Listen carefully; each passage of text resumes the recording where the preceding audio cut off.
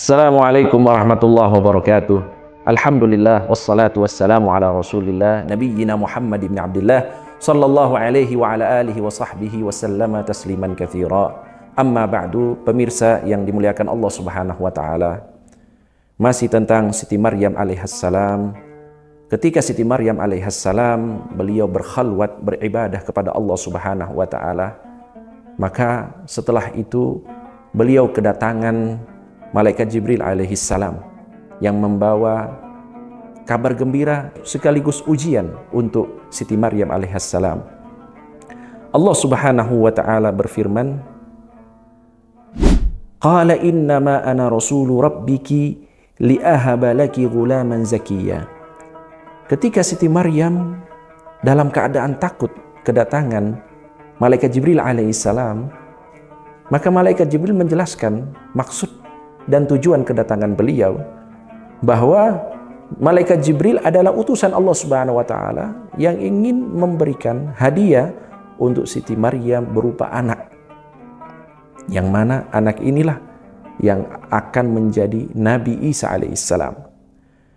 Kemudian Siti Maryam sebagaimana manusia yang lainnya patuh dengan sunnatullah, dengan hukum alam dunia ini.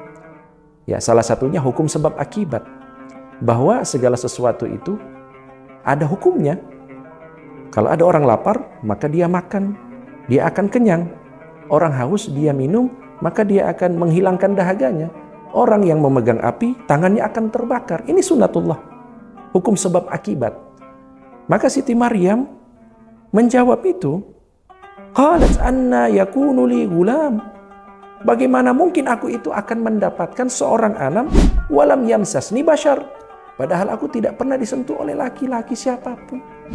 Walam aku baghia, dan aku bukanlah wanita yang nakal, kata Siti Maryam alaihissalam.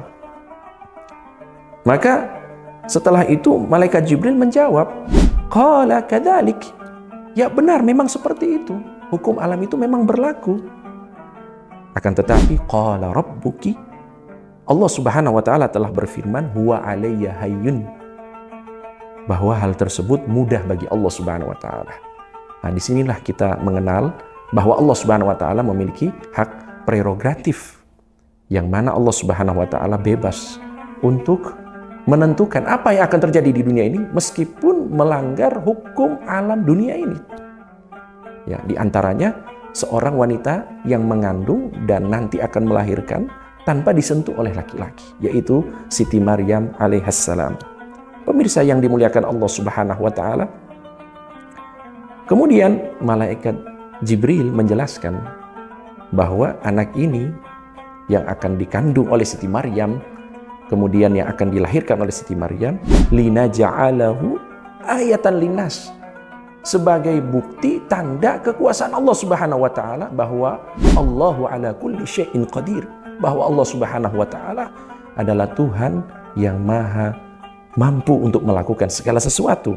Wa rahmatan minna, dan juga sebagai bentuk rahmat ya Allah Subhanahu wa taala berikan kepada Siti Maryam alaihissalam. Dan itulah yang terjadi. Siti Maryam alaihissalam dalam keadaan beliau gembira, tapi di sisi lain juga beliau merasa ini adalah ujian yang berat di sisi Allah Subhanahu wa taala. Apa yang akan terjadi? Sehingga dalam keadaan beliau gundah, beliau akhirnya pergi ke tempat yang tidak tahu arahnya kemana. Dan ini disebutkan oleh Allah Subhanahu wa taala di dalam Al-Qur'an, fahamalathu fantabadat bihi makanan qasiyyah. Ketika Siti Maryam alaihissalam mengandung Nabi Isa alaihissalam, beliau pergi menjauh dari tempat khalwatnya, tempat ibadahnya. Beliau pergi ke tempat yang jauh, tidak tahu arahnya kemana. Intinya menjauh dari manusia.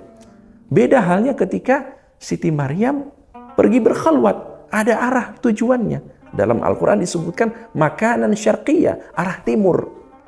Tapi ketika beliau mengandung, beliau pergi ke tempat yang jauh, tidak tahu arahnya kemana.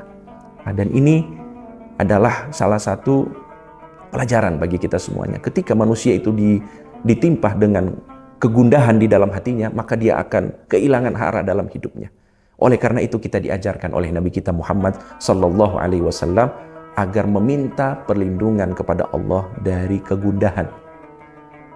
Sahabat Anas bin Malik, beliau berkata, saya sering mendengarkan Nabi Muhammad sallallahu alaihi wasallam beliau berdoa kepada Allah, Allahumma inni a'udzubika minal hammi wal hazan.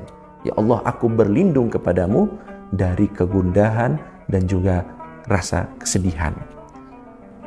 Pemirsa yang dimuliakan Allah Subhanahu wa taala, maka dalam keadaan tersebut Siti Maryam alaihissalam beliau gundah, beliau bersedih atas kabar gembira dan juga atas ujian di waktu yang bersamaan ini. Beliau mengandung, akhirnya beliau dalam keadaan hendak melahirkan, keluar dari lisannya beliau, lisan mulia Siti Maryam alaihissalam, fa'aja'ahal makhat ila jiz'in nakhlah.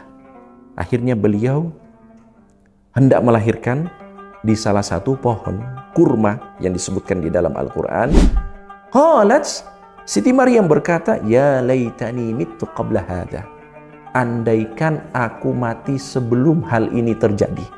Artinya, Siti Maryam alaihissalam seorang wanita salehah, akan tetapi dari sisi manusianya beliau adalah manusia. Maka di sini keluar kata-kata seperti itu. Kata-kata yang menunjukkan bahwa beliau itu tidak kuasa untuk menahan beban dan juga ujian dari Allah Subhanahu wa taala. Dan ini menjadi pelajaran untuk kita ketika seseorang mendapatkan suatu ujian dari Allah Subhanahu wa taala, kemudian keluar dari lisannya ucapan-ucapan yang kelihatannya itu seperti tidak menerima dan lain sebagainya, maka kita perlu memaklumi, karena ya seperti itulah manusia. Ya manusia ketika ditimpa ujian oleh Allah Subhanahu wa taala, terkadang tanpa dia rasa keluar dari lisannya hal-hal yang mungkin dilihat oleh seseorang itu tidak pas untuk diucapkan, akan tetapi begitulah manusia. Kemudian ada hal yang menarik juga yang terjadi di sini, yaitu ketika Siti Maryam hendak melahirkan Nabi Isa alaihissalam, beliau berkata, andaikan aku mati sebelum hal ini terjadi. Kata para ulama, coba lihat bagaimana Siti Maryam yang lebih memilih dirinya mati. Beliau tidak berkata, andaikan anak ini mati, padahal Nabi Isa masih ada dalam kandungannya. Beliau tidak memikirkan untuk menggugurkannya, supaya ya istilahnya beliau bisa lepas dari ujian ini, lepas dari omongan-omongan orang. Akan tetapi beliau lebih memilih andaikan dirinya mati, bukan andaikan Nabi Isa ini tidak ada. Dan ini menjadi pelajaran untuk kita semuanya, bahwa inilah seorang ibu. Seorang ibu, bahkan untuk anak yang belum lahir saja, kasih sayangnya sudah bisa dirasakan. Maka di sini benar apa yang disampaikan oleh Nabi kita Muhammad sallallahu alaihi wasallam, bahwa ridhonya Allah itu berada pada ridho orang tua, dan kemurkaan Allah juga itu berada pada kemurkaannya kedua orang tua. Maka sayangilah ibu kita, sayangilah orang tua kita. Dengan itu insya Allah kita semuanya akan mendapatkan ridho Allah Subhanahu wa taala. Wa sallallahu ala nabiyyina Muhammad wa ala alihi wa sahbihi wasallam. Walhamdulillahi rabbil alamin.